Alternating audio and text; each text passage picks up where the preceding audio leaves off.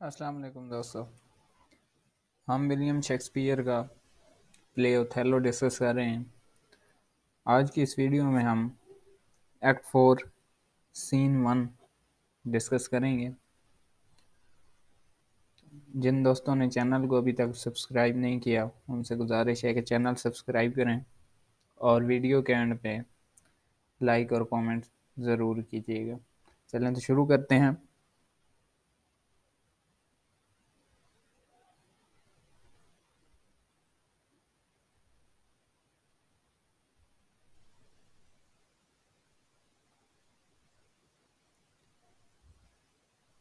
Othello और यागो गुफ्तगू के दरमियान में दाखिल होते हैं। यागो ओथेलो को ये दलील देते हुए कहता है कि किसी औरत का किसी मर्द के साथ बरहना होना कोई जुर्म नहीं है अगर उनके माबैन कुछ गलत ना हो। उसके बाद वो कहता है कि अगर उसने रुमाल अपनी बीवी को दिया है तो अब उसकी मर्जी है कि वो इस रुमाल के साथ जो मर्जी करे। यानी वो एक तरह से उल्टा उसको भड़का रहा है। डेस्डेमोना की बेवफाई के मुस्तकिल सबूतों की वजह से ओथेलो पागल होने लगता है। वो रुमाल पर जुनूनी तौर पर तवज्जो मरकूज़ करता है।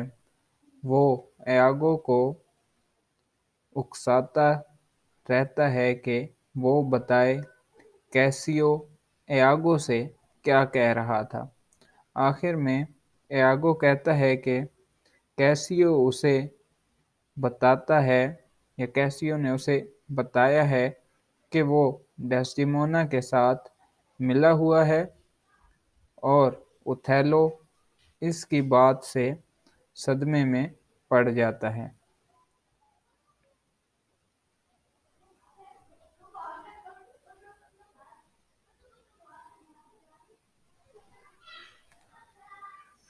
कैसियो दाखिल होता है और यागो जिक्र करता है कि ओथेलो 2 दिन में अपने मिर्गी के दूसरे दौरे में मुब्तला हो गया है।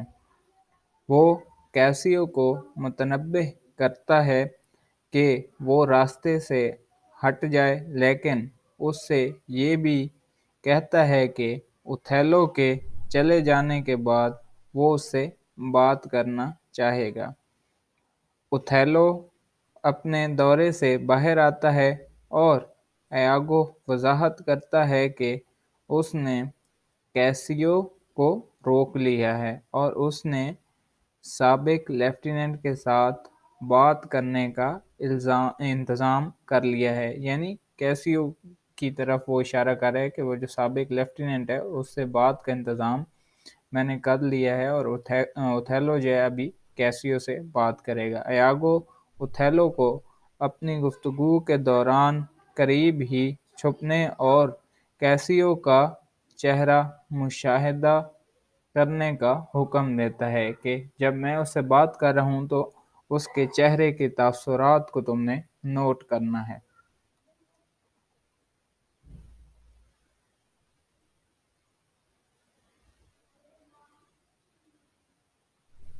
यागो वजाहत करता है कि वो कैसियो को इस वाक़े की वजाहत देने के लिए कहेगा कि वो डेस्टिमोना के साथ कहाँ, कब, किस तरह और कितनी बार सोया है और कब वो दोबारा ऐसा करने का इरादा रखता है। जब ओथेलो पीछे छुप जाता है तो यागो सामीन को अपने असल इरादे से आगाह करता है कि वो कैसियो के साथ तवाइफ बियांका के बारे में बात करेगा। इस तरह वो उसे बियांका का पीछा करने की कहानी सुनाकर हंसेगा। ओथेलो इस वजह से ये सोचकर पागल हो जाएगा कि कैसियो डेस्टिमोना के बारे में यागो के साथ मजाक कर रहा है। यानी ایک کیسی اس نے چال چلی ہے کہ جب اس نے کہا کہ اوتھیلو کو کہ تم پیچھے چھپ جانا اور اس کے چہرے کے تاثرات نوٹ کرنا، تو میں اس سے ڈیسڈیمونا کے بارے میں بات کروں گا، لیکن ایاگو کیسیو سے جو طوائف ہے بیانکا اس کے بارے میں بات کرے گا، اور اوتھیلو جو چھپا ہوا دور چھپا ہوا ہوگا اس کو یہ لگے گا کہ یہ ڈیسڈیمونا کے بارے میں بات کر رہا ہے اور اس کے بارے میں بتا رہا ہے، یہ ہنس رہے ہیں۔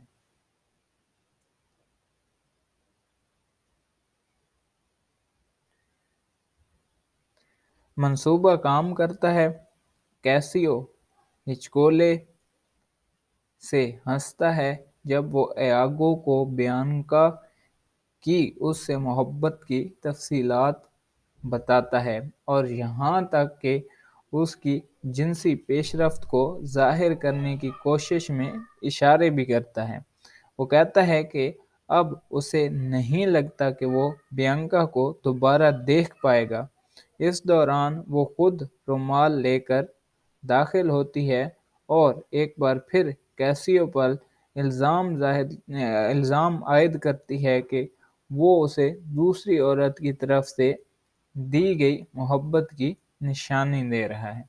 یعنی اس پہ جو ایاگو کی چال ہوتی ہے اس پہ سونے پہ سہاگا یہ ہو جاتا ہے کہ وہیں پہ جو ہے بیانکا وہ رومال لے کر آ جاتی ہے اور اسے کہتی ہے کہ یہ جو تم نے مجھے رومال دیے ہیں یہ کسی دوسری عورت کی نشانی تم مجھے دے رہی ہو۔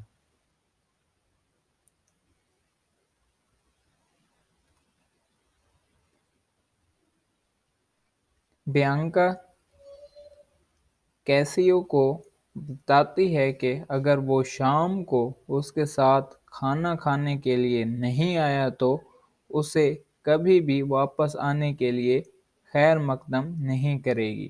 اوتھیلو اپنا رومال پہچان لیتا ہے جب کیسیو اور بیانکا چلے جاتے ہیں تو وہ باہر آ کر یہ سوچتا ہے کہ کیسے اپنے سابق لیفٹیننٹ کو قتل کرے۔ اوتھیلو ڈیسڈیمونا سے اپنی سخت دلی اور محبت کا اظہار کرتا ہے، لیکن ایاگو نے اسے اپنے مقصد کی یاد دلائی ہے، یا ایاگو جو ہے اس کو اپنے مقصد کی یاد دلاتا ہے کہ ایاگو کا مقصد کیا ہوتا ہے کہ کیسیو کو قتل کرنا، کہ کیسیو کو مروا دینا تاکہ وہ جو ہے اس کی پوزیشن دوبارہ نہ اسے مل سکے، کیونکہ اگر اسے دوبارہ اس کی پوزیشن ملے گی کہ اگر وہ بے گناہ ثابت ہوا تو پھر ایاگو کی پوزیشن اسے واپس لے لی جائے گی۔ تو وہ اسے یہ یاد دلاتا ہے کہ اپنے مقصد پہ توجہ دو، ڈیسڈیمونا اور کیسیو کو سزا دینے کے مقصد پہ توجہ دو، نہ کہ اس بات پہ کہ ڈیسڈیمونا سے کتنی محبت ہے۔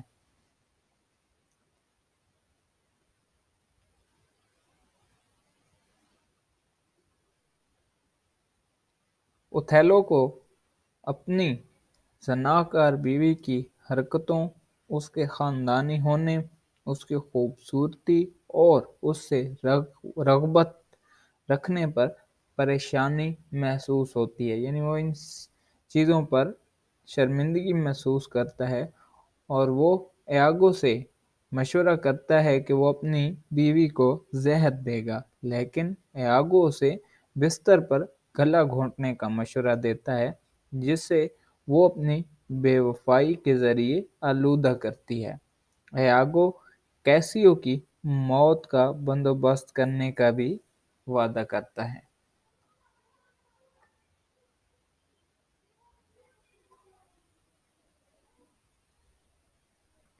ڈیسڈیمونا لوڈویکو کے ساتھ داخل ہوتی ہے، جو وینس سے ڈیوک کا پیغام لے کر آتا ہے۔ لوڈویکو ایک میسنجر ہے۔ کیسیو لوڈویکو کے بارے میں پوچھ گچھ کر کے اوتھیلو کو اکساتا ہے، اور ڈیسڈیمونا بھی لوڈویکو کی پوچھ گچھ کا جواب دے کر اوتھیلو کو اکساتی ہے۔ خط میں لکھا پیغام اوتھیلو کو بھی پریشان کر دیتا ہے کہ اسے واپس وینس بلایا گیا ہے۔ اس کی جگہ سپرس میں کیسیو کو چھوڑنے کے احکامات دیے جاتے ہیں۔ جب ڈیسڈیمونا کو یہ خبر ملتی ہے کہ وہ سپرس سے روانہ ہونے لگے ہیں تو وہ خوشی کا اظہار کرتی ہے، جس کے بعد اوتھیلو اس پر حملہ کرتا ہے یا اسے مارتا ہے۔